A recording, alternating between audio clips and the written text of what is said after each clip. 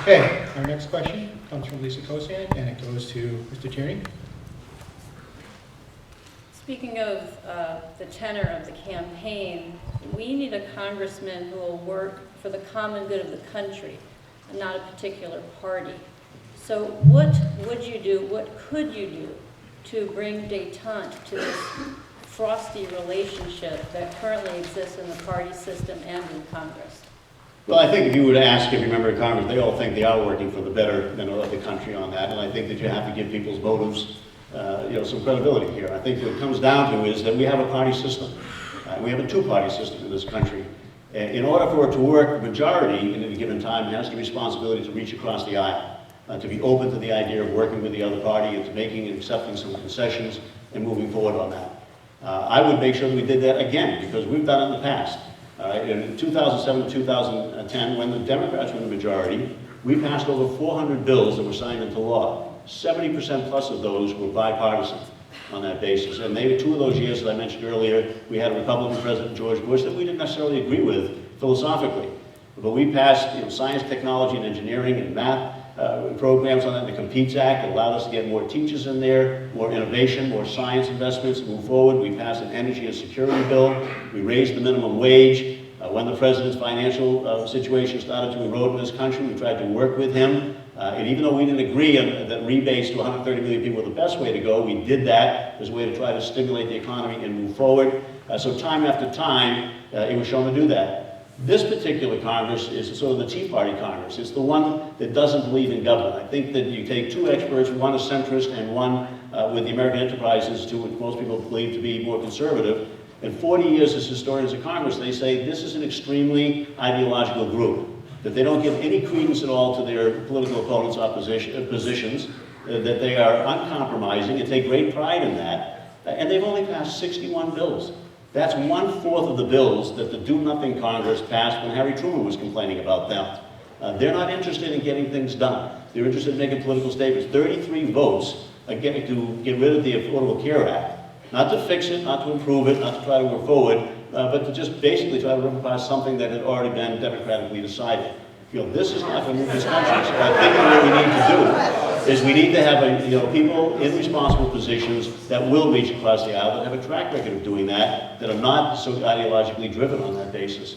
And I think that's the case. When you look at the votes I've made, therefore a stronger education system, therefore making college more affordable and accessible, therefore making health care available to people, for protecting Medicare, for making sure we don't privatize Social Security, for making sure there's an environment out there that will create jobs and that people have workforce training and skills to take those jobs.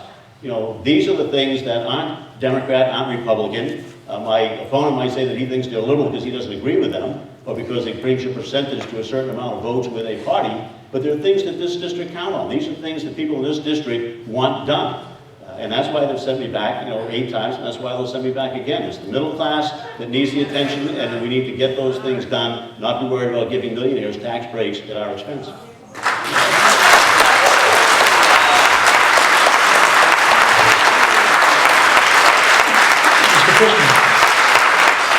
In terms of being partisan, when I go to Congress, I only intend to work with the other libertarians there. But realistically speaking, in the case that libertarians don't sweep the other 434 seats, there is an understanding that we have been a 2-party system.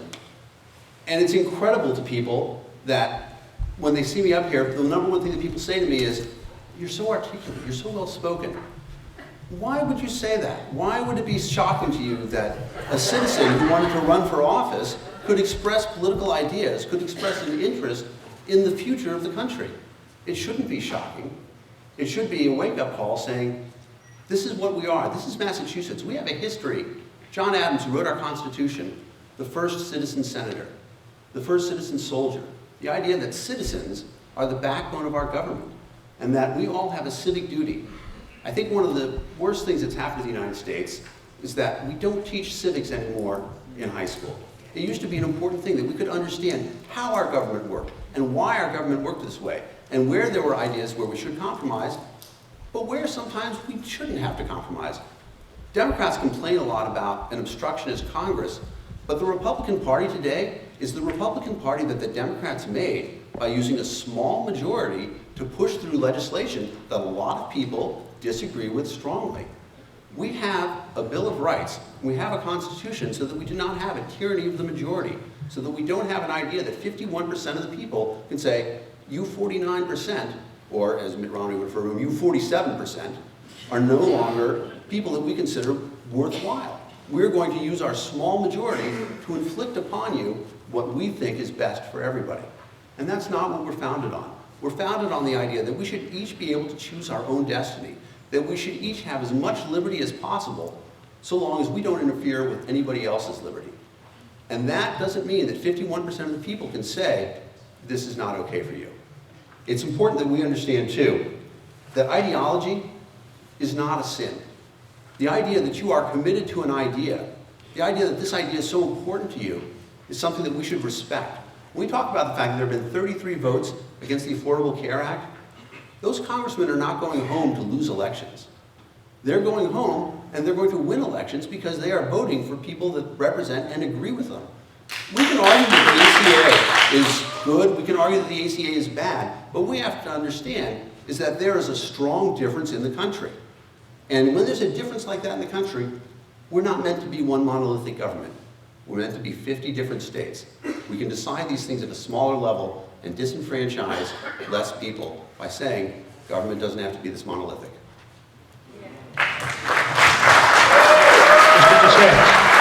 Well, I definitely think, yeah, what I said earlier, the problem in Washington right now is that you do have people who are so dug in and so partisan, they're not putting America first. And, you know, between Congressman Tierney and I, we have two different histories. You know, his history is voting 99% of the time with the leadership. I have a different history, having served in public office. I represented a district where there were only 10% Republicans, so I was always bringing people into the fold and trying to build coalitions. And I was in the minority the entire time that I was in the state legislature, but I was able to get a lot accomplished. I was able to help draft the Welfare Reform Act here in Massachusetts. I wrote the anti-fraud provisions in that bill. I was one of 6 people who wrote the final bill. It was a landmark bill for the entire country. I passed a piece of legislation that made it easier for people to become teachers in Massachusetts. I set up an alternative certification process. So if you were changing careers, you didn't have so many obstacles. You could go into the teaching profession. I had a number of people who came to me who worked in the healthcare industry that were being fired because they were reporting substandard care. I sponsored, wrote, and passed the Whistleblower Protection Act to provide whistleblower protection for healthcare employees in hospitals and nursing homes. Somebody came to me and said, you know what, I'm a veteran, I can't believe there's no veterans preference for state-owned housing in Massachusetts. I passed a bill to do that. And I just want people to understand what I did when I was in the legislature. I spent my time on the Human Service Committee. I believe that government does have a role to play in people's lives. There are some people in Washington who don't think we need a government, and then there are other people that think the government should do everything. I think that the government should be there to help people who can't help themselves and who are needy and who are deserving. But I was named Legislator of the Year by the Massachusetts Human Service Providers, Legislator of the Year by the National Alliance for the Mentally Ill, Legislator of the Year by the Mass Association of Retarded Citizens and the Developmental Disability Council, Legislator of the Year by the YMCAs of Massachusetts, Legislator of the Year, by the home health organizations. And I just want people to understand that that's what I'm going to spend my time doing as the congressman. I'm going to try to protect the programs that mean the most to the people who need help the most. And that's my view of government. That's what government should be doing. My oldest sister is brain injured. She lives in a group home in North Reading. It was built with help partly from a federal housing grant. It was also, she's also on Medicaid and depends upon that to live. And I understand that there are a lot of people out there that do need government help and assistance. And I want to be a congressman who protects those programs and really tries to help those people. 30 seconds.